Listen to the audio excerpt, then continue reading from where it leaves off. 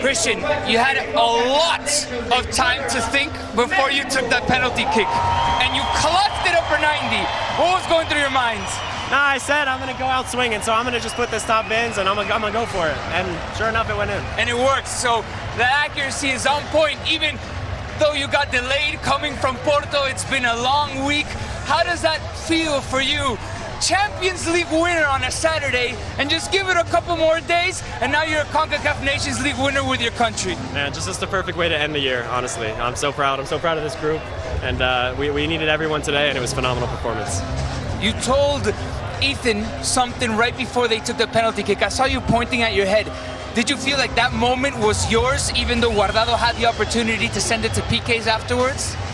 No, it's all Ethan, man. I knew he was going to save it. I was so confident in him, and he does a great job on penalties, and I knew that, so I was confident. This is a huge moment for you guys. Such a young generation, and you finally can say you lifted a trophy with the United States of America. We're so What's proud. that like? We're so proud, and we still have a long way to go, but we're happy with this. Congratulations. Going back to Christian Pulisic, because obviously he'd come into this just a few days after winning the Champions League with Chelsea, and we kind of wondered, how difficult is that for him to refresh mentally and physically and be ready to go in a tournament like this that matters. Let's take a look at some of the best of his action from this evening. Clint, your thoughts? Yeah, I mean, look, started the game, getting kicked, couldn't really find a rhythm. Maybe doing a little bit too much, but still trying to figure out a way to make things happen. He just kept plugging away, kept fighting, getting frustrated. He wasn't getting on the ball enough, and then look, what a great set piece. Great header by McKennie once again. Cool finish by Gio. Then he sets a pick for McKennie here, the tying goal, and then he starts growing in belief. Draws the penalty. Okay, time to see what you're made of. Put it in top bins. Goes and celebrates. Lifts the team.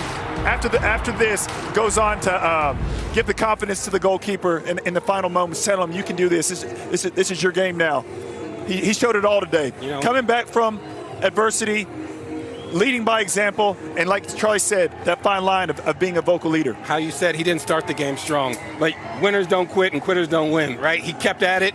He had the confidence at the end to say, I'm taking this ball. Guy's full of puns. I'm taking this ball, and I'm going to carry this team home. And he did it. Who used to tell you that? Was that your mom? Mama Anye, woo! I love you, Mom.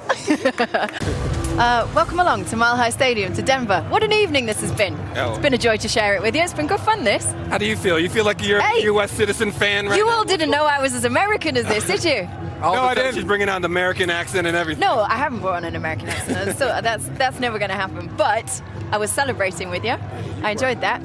Listen, there's only one place to start, really, isn't there? Ethan Horvath, we have to talk about, and we have to show you the best of his action tonight, because what an impressive young man. Came in such a pressured situation as the replacement to Zach Steffen and just came up big. I mean, look at him. Zach Steffen giving him the nod. He comes in, he's making save after save, but not just fumbling and getting rebounds. He's giving assurance to the back line, to the whole team, and the whole team was behind him. You saw him at the end here. The decisive moment, the penalty. Nobody expected him to save this, but he did. They came. Look at him.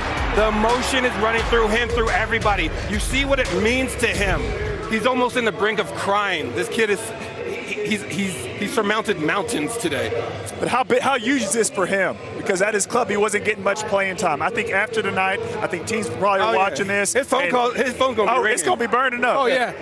And I think what's great about this is it's another backup keeper in a situation where he's going to find himself on loan or with a new club, and he's going to get the opportunity to play. Now you have another challenger to Zach Steffen, and I hope to God that he's okay. Listen, I love having two number ones.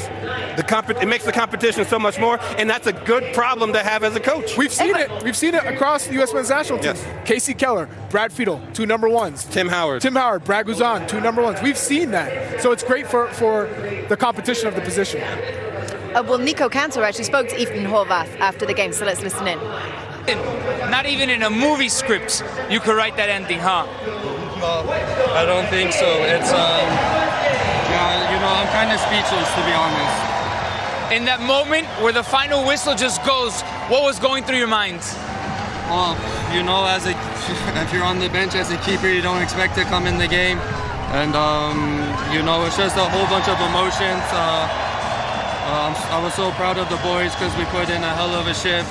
and a special moment for me. This is my hometown, Denver, and yeah, you know, I couldn't be happier of the boys. So what a shift. I mean, could you even imagine it? What did Zach tell you when you got to come in for him, he comes off? What was the conversation like? You know, me and Zach have been on the national team since we've been 14 years old together, and we have a fantastic relationship, you know, on and off the field. And he just said, everyone believes in me, and just do me. Christian at one point looks at you while Mexico's about to take the penalty kick and points at his head. What was that all about? Nothing. That had absolutely nothing to do with the penalty. 100% honesty. He was just saying, you know, because there was a lot of other stuff going on and just like to play mental games, and you know, he just said, this is my moment. What's your favorite drink? Because you're drinking something tonight. I don't drink alcohol, so just give me a cola or Pepsi Max. All right, good for you. Congrats. Thank you very much. Good man, Pepsi Max, that's the way to celebrate, isn't it? Really like listening to that was him saying that Christian Pulisic was just kind of giving him that nod to remind him to just stay in the game. I think with Christian Pulisic, there's always been this idea that he doesn't like being the guy that has to carry the burden of being the great American hope. But he showed his leadership tonight, time and time again, it felt like. How impressed were you by that, Charlie? I was very impressed because we talked about it. Some people lead by example just by playing and they're not vocal. Some people like to be vocal. I think he balanced the fine line between doing both. And you don't want to go overboard. You don't want to be too vocal because then it takes away from what you do on the field. I think he came in and he said, I'm going to empower these guys. I'm going to try and lead by example. He didn't have the best start, but he kept plugging away. I'm going to find a way to impact the game. And he did. And then in that moment, when your teammate needs you the most, you're Captain America. You're coming up to the keeper and you're saying, I believe in you. The team believes in you. You're ready for this moment. And he comes up with a big save. But look at how humble this man is. The humility in him. Throughout club and country, I think he's, say, something like 3 out of the last 12 penalty kicks. And he's over here, like, head down, almost a surreal moment, humility, not even understanding the magnitude of what he's just accomplished, right? I love that about him. I think there's big future for him. There's going to be a transfer this summer if I have anything to do about it. So I think Clint's going to make a couple calls. What do you got to do with it? I think Clint's going to make a couple calls. Hey, man, I might have to make a few calls, but what a script. Coming into the game, being a backup keeper, most likely you're not going to get into the game. Then comes in the second half, man of the match, stands on his head.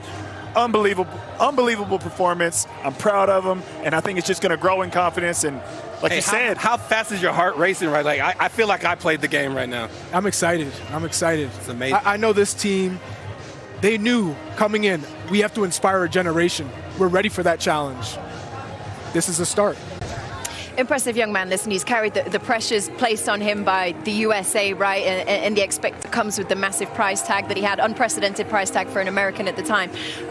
It's just exciting to hear him talk like that because he kind of said the same thing as you, Clint. Yes, we celebrate. This is exciting, but there's still a long way to go, and we're focused on that. And also, I'm just going to put a top bins. Why not? I'm just going to do that. That's just how I do it. He did. He's got the class. He's got the ability, and we haven't seen the best of Christian Pulisic with this team. This is a start, and he's evolving into this leader that the team needs him to be, that Greg Berhalter needs him to be. So I'm really excited about how he's going to continue to grow as a player, because the more leadership he has within the team, I think the more well-rounded he's going to be, and it's going to allow him to be even a better player in the end.